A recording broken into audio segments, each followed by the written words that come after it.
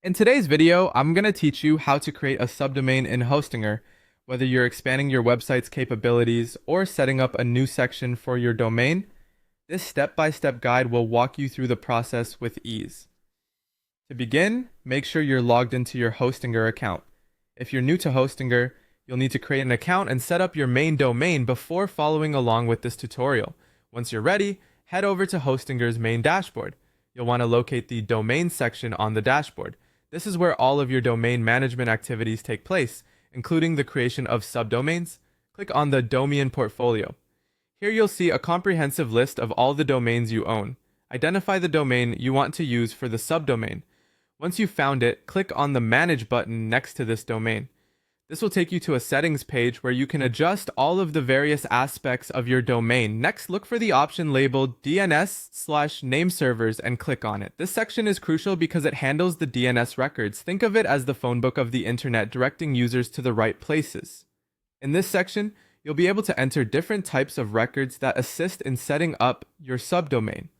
Within the DNS settings, you'll need to choose the record type for the subdomain. You'll likely be using an A record, which points the subdomain to your server's IP address.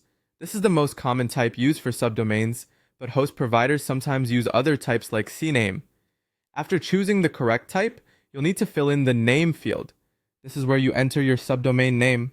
For example, blog, if you want your subdomain to be blogyourdomain.com. Next, you'll enter the IP address of your server in the relevant field. If you are unsure about your server's IP, this information can typically be found in your Hostinger account under server details, so make sure you have this handy. You'll also see a field labeled TTL, or time to live. This determines how long the record should be cached. It's usually fine to leave this at the default setting unless you have specific reasons to change it.